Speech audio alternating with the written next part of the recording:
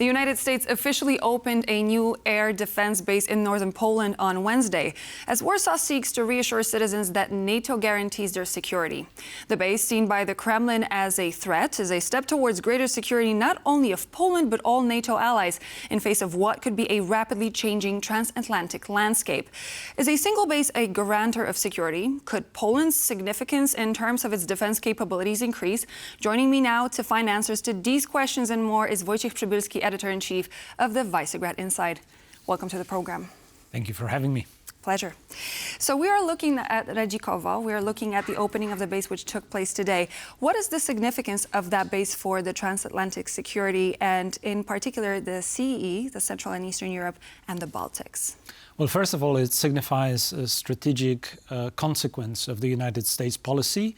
The base has been initiated several presidencies ago in 2016, and it was carried out. The implementation and the base has been established this effort has been carried over by several presidents. Now, that speaks a lot in terms of bipartisan position of the U.S. Government on Poland and the importance of Central Eastern Europe altogether. And second, it's the first base, permanent base on the territory of Poland with US soldiers also stationing there. Therefore, increasing the stability of the security system of NATO and the eastern flank altogether. And thirdly, it's not just Polish base, it's an element of deterrence and protection of the skies. As we know, the threats are flying around and they may reach NATO territory in cooperation with other NATO allies, including Turkey, where a radar that would identify potential threats is coordinating with the base interception capabilities. But do you think a base like that is going to actually bolster a defense to a point where it gives a very clear signal that this is the base, this is the NATO base? Do you think that it could actually potentially scare off the adversaries? Well, it definitely is on their radar. We know that Moscow has already signaled its disappointment with the base. It was never happy about its implementation, the implementation of this installation on the Polish territory. It goes against the plan of Moscow to undo NATO expansion, to undo membership of the Baltic states, Poland and Visegrad Group countries and others in Central Eastern Europe. And definitely now we heard also from Mr. Peskov that Russia sees it as NATO flexing muscles against the potential threat from Russia. And they respond by saying that they see it, they will continue to pose a threat, and we should be probably be happy that we actually have more cards in showing to the Russians that our defense posture is for real. Flexing muscles, what an interesting way to put it, especially when it comes from Russia. As we're talking about Radzikowo, we should also talk about the visit which took place in Warsaw today. We had Mark Rutte, the new NATO Secretary General, who first went to Brussels, then to Paris. He ended in Warsaw. What is the significance of this visit when it comes to Warsaw and Poland and the region in particular? We earlier heard from former U.S. Ambassador to Poland, Georgette Mosbacher, who said that Warsaw is one of the closest U.S. allies and spends most on defense among its ally members and has a leadership role in NATO. What's the significance, would you say, of this visit? Does it mean more than meets the eye? Well, what else is here to add? I mean, we can reiterate the points that Ms. Mosbacher has brought up. Poland is the leading country in Europe on defense spending. It is a country of the eastern flank with critical role in support for Ukraine and also distribution of the logistics by NATO allies and Western allies overall for Ukraine, but also in support system of the other NATO members in the Baltics and across the region. And we have a very clear strategy of the current government to put security first and mobilize other Western Europeans to follow the example. So this is much more than only... Do you think they will, considering the GDP spending in Poland and everything that's been happening in the region so far? First of all, it's a pledge by all NATO members to meet 2%. 2%. But 2% comes from the pre-war. And several countries, like Estonia, for instance, already realized that they need to put a lot more. It has to be readjusted. More countries need to put more on of their GDP spending to upgrade their military capabilities and to coordinate better and to be more credible in defense posture.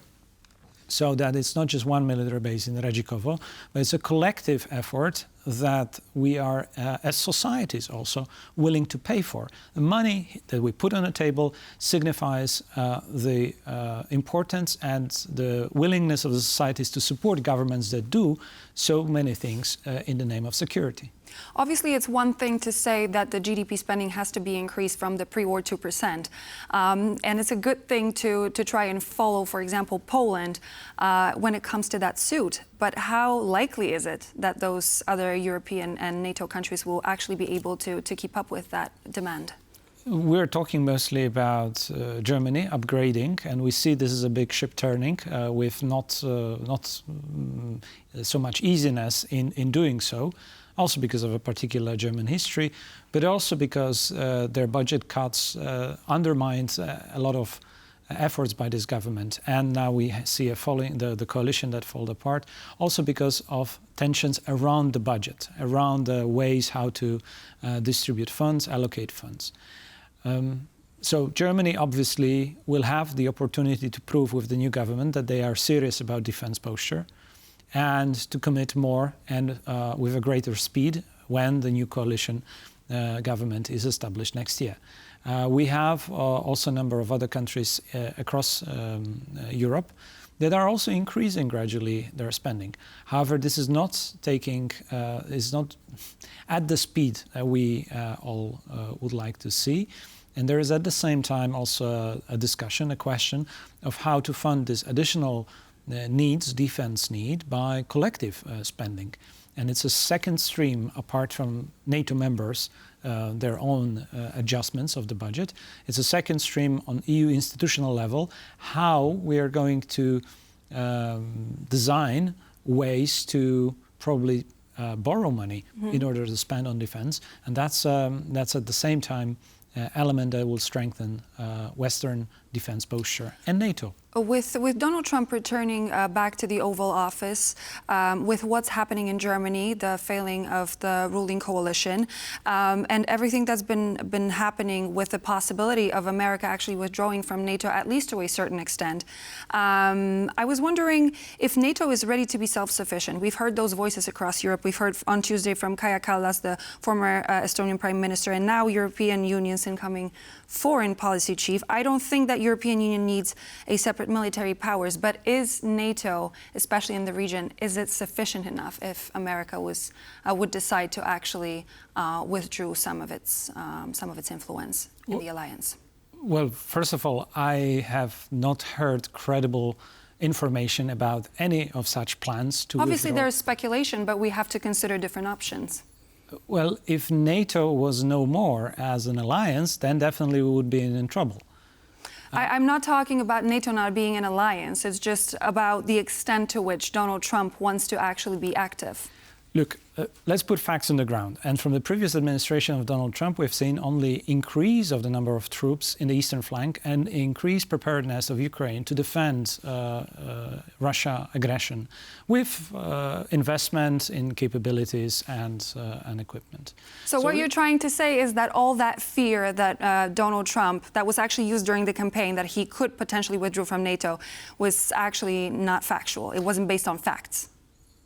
I think we're talking about a person who is really a great salesman, and definitely what we've seen during the campaign, the presidential campaign, is that, and something we have heard also from Prime Minister of Poland, is that countries that do not put their money for their defense are not worthy of protection, and that was alluding mostly to the countries of the Western Europe that don't do enough. This is less so in the case of countries of Central Eastern Europe.